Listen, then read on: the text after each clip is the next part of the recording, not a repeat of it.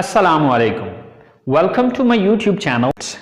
So students, today we are starting class number 16 and in today's class we will talk about had to modal verb. लेकिन class शुरू करने से पहले अगर अभी तक आप लोगों ने मेरे चैनल को सब्सक्राइब नहीं किया तो प्लीज सब्सक्राइब के बटन पे क्लिक कर दीजिए और साथ ही बेल आइकन पे क्लिक कर दीजिए ताकि आपको हर नई आने वाली वीडियो का नोटिफिकेशन मिलता रहे। और अगर आप लोगों को मेरी वीडियोस पसंद आ रही हैं और अगर आप इन वीडियो से कुछ सीख रहे हैं तो प्लीज लाइक के बटन पे क्लिक कर दीजिए और अपने दोस्तों के साथ भी इनको शेयर कीजिए। और अगर आपको कोई भी कंफ्यूजन हो रहा है, कोई मसला हो रहा है, कोई चीज समझ में नहीं आ रही तो आप लोग कमेंट्स बॉक्स में जाके कमेंट्स कर सकते हैं ताकि मैं आपके उस मसले का हल कर सकूं। सो चलें गाइस, स्टार्ट करते हैं क्लास नंबर 16। सो स्टूडेंट्स, हम पढ़ने जा रहे हैं हैड टू मॉडल वर्ब। अब बेसिकली हैड जो है ये हैज और हैव की सेकंड फॉर्म है। तो सेकंड फॉर्म हम पास्ट में यूज करते हैं, यानी कि ये सेंस उसी में यूज होगा जिस सेंस में हम हैज टू और हैव टू को पिछली क्लासेस में डिस्कस कर चुके हैं। फर्क सिर्फ इतना आएगा कि has to and have to को हम प्रेजेंट में यूज कर रहे थे और हैड टू को हम पास्ट में यूज करेंगे।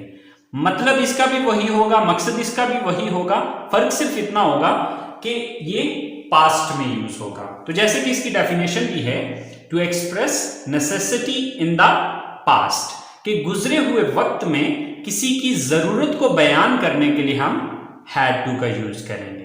टू एक्सप्रेस बयान करने के लिए, नेसेसिटी जरूरत को, इन द पास्ट गुजरे हुए वक्त में।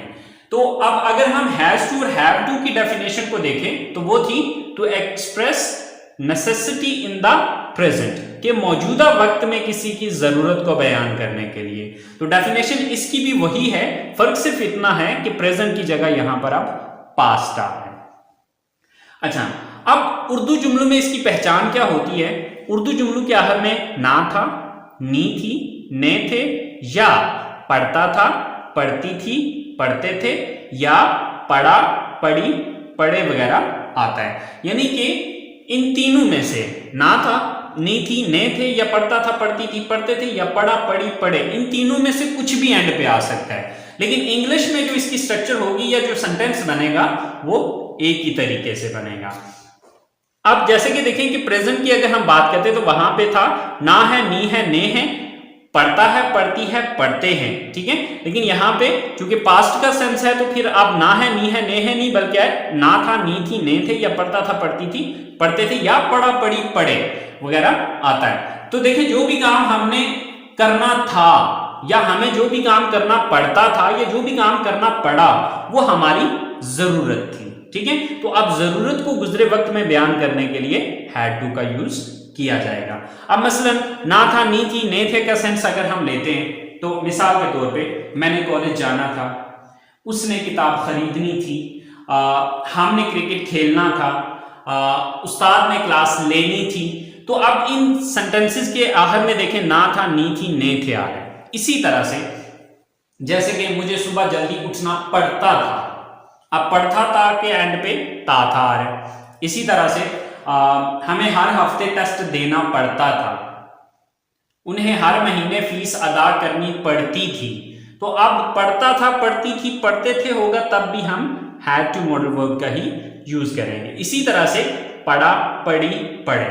अब अगर पढ़ा, पढ़ी, पढ़े भी जुमले के एंड पे आ रहा होगा तो तब भी हम हैड टू मॉडल वर्ब का ही यूज करेंगे। मसलन हमें कल अपने दोस्त से मिलना पड़ा, उसे अपनी फीस अदा करनी पड़ी, उसे अपने नाराज दोस्त को मनाना पड़ा। तो मतलब इस तरह के पढ़ा, पढ़ी, पढ़े वाले जो सेंटेंसेस होंगे वहां पर भी हम हैड टू मॉडल वर्ब का यूज करेंगे। तो स्टूडेंट्स, इसकी जो स्ट्रक्चर है वो बिल्कुल वैसे ही है जिस तरह हैज टू और हैव टू की थी, लेकिन वहां पर फर्क सिर्फ इतना था कि सब्जेक्ट डिफरेंट आ रहे थे। अब जो हैज टू मॉडल वर्ब था वहां पर he, she, it and single name use होता था एज अ सब्जेक्ट, और जब हैव टू मॉडल वर्ब था तो वहां पर आई, वी, यू, दे और प्लूरल नाउन यूज होता था। लेकिन हैड टू मॉडल वर्ब सबके साथ यानी कि सब जो भी सब्जेक्ट्स होंगे सबके साथ हैड टू मॉडल वर्ब ही आएगा। तो सबसे पहले सब्जेक्ट आएगा, then had to modal verb, then first form of the verb and then object और अदर वर्ब और there is a full stop at the and.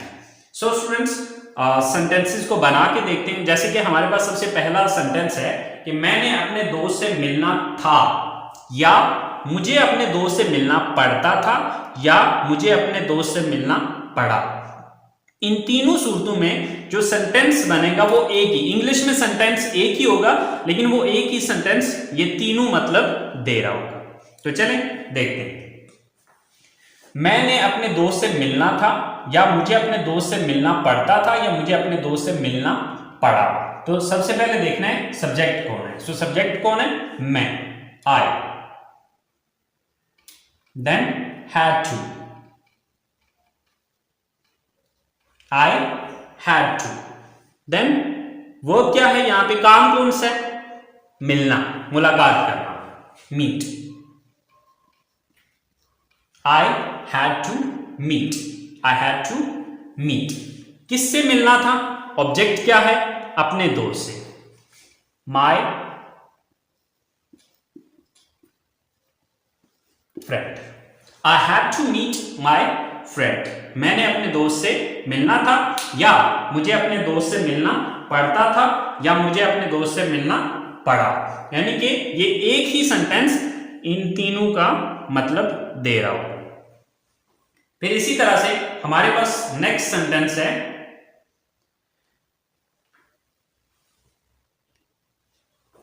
उन्हें सुबह जल्दी उठना था, या उन्हें सुबह जल्दी उठना पड़ता था, या उन्हें सुबह जल्दी उठना पड़ा। अब इन तीनों सेंटेंसेस की जो इंग्लिश बनेगी वो एक ही होगी। सो सब्जेक्ट कौन है? उन्हें, यानी कि वो ज्यादा, तो वो ज्यादा की इंग्लिश क्या है? दे। Then had to, they had to। Verb, काम कौन सा करना पड़ता है उन्हें, या कौन सा करना था? उठना या जागना, get up। They had to get up, सुबह जल्दी, early in the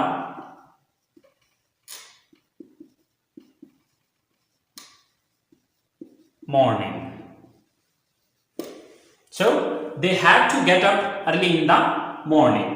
अब यही एक सेंटेंस जो है ये तीनों इंग्लिशेस दे रहा है। उन्हें सुबह जल्दी उठना था, उन्हें सुबह जल्दी उठना पड़ता था, या उन्हें सुबह जल्दी उठना पड़ा। इसी तरह से हमारा लास्ट या तीसरा सेंटेंस है, हमें अपना कोर्स मुकम्मल करना था, या हमें अपना कोर्स मुकम्मल करना पड़ता था, या हमें अपना कोर्स मुकम्मल करना पड़ा। सो सब्जेक्ट कौन है यहाँ पे? हम, यानी कि कोर्स किसको मुकम्मल करना था? हमें। So we, then had to, we had to. Verb क्या है यहां पे? मुकम्मल करना, कंप्लीट।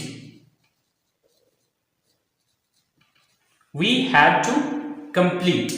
अब क्या मुकम्मल करना था? अपना कोर्स, यानी कि ऑब्जेक्ट क्या है? अपना कोर्स, और course. So we had to complete our course. हमें अपना कोर्स मुकम्मल करना था, या हमें अपना कोर्स मुकम्मल करना पड़ता था, या हमें अपना कोर्स मुकम्मल करना पड़ा। तो स्टूडेंट्स ये तरीकाकार है हमारे पॉजिटिव सेंटेंसेस का।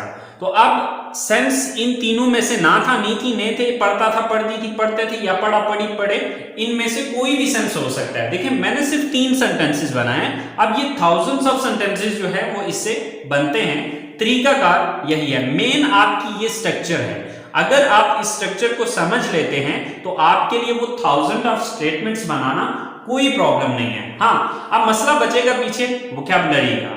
तो वोकैबुलरी आप वो डिफरेंट बुक से ले सकते हैं, मुख्तलिफ डिक्शनरीज। आजकल तो मोबाइल फोन में इस तरह की ऐप्स आ गई हैं कि आप उन ऐप से जो है वो वोकैबुलरी ले सकते हैं। इंशाल्लाह मैं भी जल्दी जो है वो वोकैबुलरी की जो है वो लेसन वो भी दूंगा, बट उसके लिए थोड़ा सा शायद वक्त लगे, लेकिन वो भी मैं इंशाल्लाह साथ स्टार्ट करूंगा।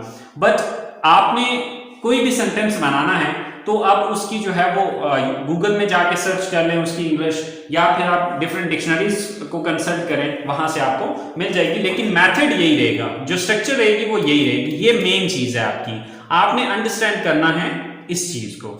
सो आई होप सो आपको पॉजिटिव सेंटेंसेस की समझ आ गई होगी। तो चलें अब बात करते हैं इसके नेगेटिव सेंटेंसेस की।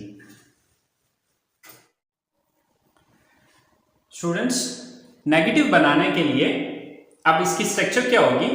Subject plus did not plus have to plus first form and then object. अच्छा, अब आपके जहन में एक सवाल आ रहा होगा। वो सवाल ये आ रहा होगा कि सर आपने बताया था कि हम पास्ट में सेकंड फॉर्म यूज करते हैं, तो अब हैव तो फर्स्ट फॉर्म हो गई है, तो अब सेकंड फॉर्म यहां पर किधर रही?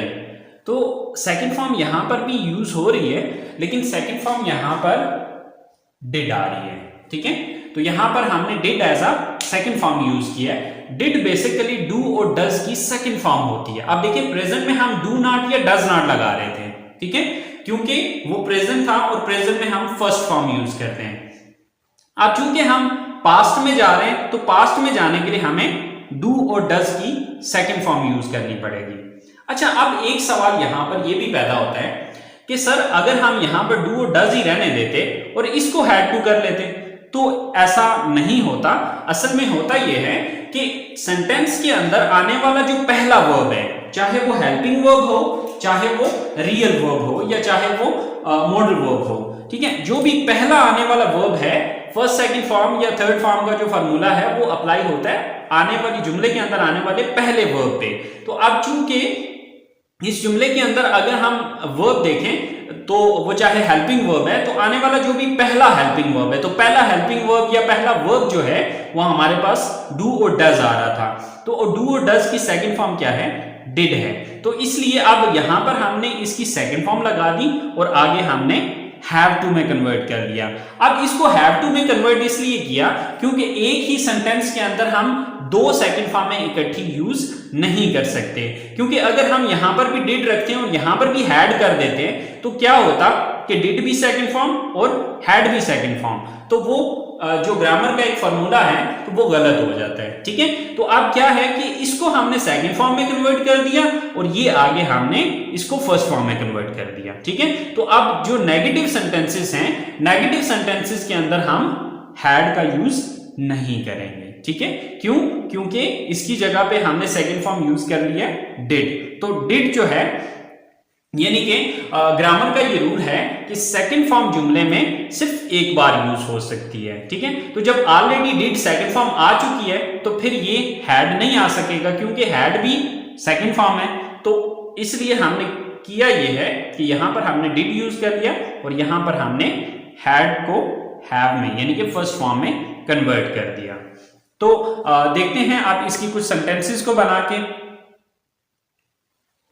सो स्टूडेंट्स, उसने नई किताबें नहीं खरीदनी थी, या उसे नई किताबें नहीं खरीदनी पड़ती थी, या उसे नई किताबें नहीं खरीदनी पड़ी। सो उसने नई किताबें नहीं खरीदनी थी। अब सब्जेक्ट कौन है? उसने, यानी कि वो एक लड़का भी हो सकता है, वो लड़की भी हो सकती है। बहरहाल हम इसको फिर लड़की ले लेते हैं। सो वो एक लड़की, शी। आगे did not and the shortcut is didn't. जब आप इसको स्पीकिंग में यूज करेंगे तो आप बेशक इसको डिडंट यूज कर लें, दोनों सूरतों में। डिड नॉट कहा तब भी सही है, डिडंट कहा तब भी सही है, लेकिन राइटिंग के अंदर आपने इसको पूरा ही लिखना है। Did not, she did not, then have to, she did not, have to, then first form of the verb. Verb क्या है यहां पे? काम कौन सा है? खरीदना, buy. She did not have to buy. क्या खरीदने की बात हो रही है? नई किताबें, new books. So she did not have to buy new books. उसने नई किताबें नहीं खरीदनी थी, या उसे नई किताबें नहीं खरीदनी पड़ती थी, या उसे नई किताबें नहीं खरीदनी पड़ी। नेक्स्ट सेंटेंस है हमारे पास, आसिम ने घर नहीं बेचना था, या आसिम को घर नहीं बेचना पड़ता था, या आसिम को घर नहीं बेचना पड़ा। सो सब्जेक्ट कौन है यहां पे? Asim. Then did not, Asim, did not. Then have to, Asim did not have to. आगे वर्ब क्या है यहां पे? बेचना, sell. Asim did not have to sell. क्या बेचने की बात हो रही है? घर. Asim did not have to sell his house. Asim did not have to sell his house. कि आसिम ने अपना घर नहीं बेचना था, या आसिम को घर नहीं बेचना पड़ता था, या आसिम को घर नहीं बेचना पड़ा. इन तीनों सूरतों में सेंटेंस यही बनेगा. हमारा लास्ट सेंटेंस है रानी ने कपड़े नहीं धोने थे, या रानी को कपड़े नहीं धोने पड़ते थे, या रानी को कपड़े नहीं धोने पड़े. सो सब्जेक्ट कौन है यहां पे? Rani. Then did not, then have to. Rani did not have to. Verb क्या है यहां पे? काम कौन सा करना था उसने? धोना, wash. Rani did not have to wash. क्या धोने की बात हो रही है? कपड़े, the clothes. So Rani did not have to wash the clothes. कि रानी ने कपड़े नहीं धोने थे, या रानी को कपड़े नहीं धोने पड़ते थे, या रानी को कपड़े नहीं धोने पड़े. तो स्टूडेंट्स ये थे इसके नेगेटिव सेंटेंसेस. तो स्टूडेंट्स अगर आपको नेगेटिव समझ आ गए तो मेरा ख्याल है इंट्रोगेटिव सेंटेंसेस बनाना आपके लिए कोई प्रॉब्लम नहीं है. क्यों? क्योंकि इंट्रोगेटिव सेंटेंसेस के लिए मैंने आपको एक रूल बताया था, और वो रूल ये था कि नेगेटिव सेंटेंसेस में जिस लफ्ज के बाद आपने नॉट लगाया उस लफ्ज को उठा के जुमले के शुरू में ले आए तो वो इंट्रोगेटिव बन जाएगा या सवालिया बन जाएगा. तो यहां पर हमने किसके बाद नॉट लगाया था?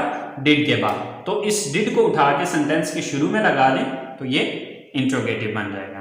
तो चले आए देखते हैं इसके इंट्रोगेटिव्स.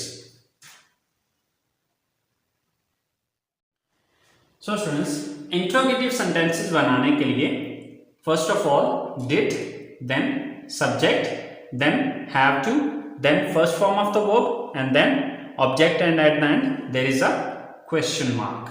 सो जैसे कि हमारे पास पहला सेंटेंस है, क्या उन्हें हर रोज खाना बनाना था, या बनाना पड़ता था, या बनाना पड़ा.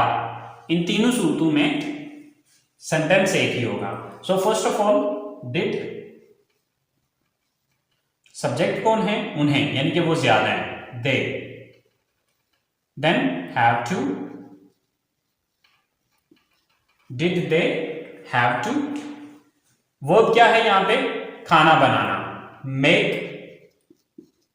इसकी जगह अगर आप कुक भी लगाना चाहें तो आपकी अपनी मर्जी है, दोनों सूरतों में मतलब यही होगा. Did they have to make और कुक. क्या बनाने की बात हो रही है? खाना, the food. Did they have to cook और मेक द फूड. हर रोज, daily. So did they have to make the food daily. क्या उन्हें रोजाना खाना बनाना था, या बनाना पड़ता था, या बनाना पड़ा. इसी तरह से क्या आपको हर हफ्ते टेस्ट देना था, या देना पड़ता था, या देना पड़ा. So first of all did, sorry, then subject कौन है? आप, you. Then have to, did you have to. Then verb क्या है यहां पे? टेस्ट देना, गिव. देना, गिव, टेस्ट, हर हफ्ते, every week. Did you have to give test every week. क्या आपको हर हफ्ते टेस्ट देना था, या क्या आपको हर हफ्ते टेस्ट देना पड़ता था, या क्या आपको हर हफ्ते टेस्ट देना पड़ा. इसी तरह से हमारा लास्ट सेंटेंस है, उसे क्यों अपना घर छोड़ना था, या उसे क्यों अपना घर छोड़ना पड़ता था, या क्यों उसे घर अपना छोड़ना पड़ा. अब देखिए ये जो सेंटेंस है ये क्वेश्चन वर्ड वाला सेंटेंस है, ठीक है। क्वेश्चन वर्ड जैसे कि आपको मैंने क्वेश्चन वर्ड का तरीकाकार बताया था कि इसी एक इंट्रोगेटिव सेंटेंस के शुरू में आप क्वेश्चन वर्ड लगा दें तो वो इंट्रोगेटिव बन जाएगा। तो अब यहां पर क्वेश्चन वर्ड क्या यूज हो रहा है, क्यों। तो क्यों की इंग्लिश क्या होती है, व्हाई। तो सबसे पहले यहां पर व्हाई यूज होगी, बाकी स्ट्रक्चर आप नेक्स्ट ये यूज होगी, why then did, why did. Then subject कौन है, उसे, यानी कि वो एक लड़का भी हो सकता है, वो एक लड़की भी हो सकती है। तो चले हम फिल वक्त लड़की का यूज कर लेते हैं, she, why did she, then have to, why did she have to. Verb क्या है यहां पे, छोड़ना, लीव,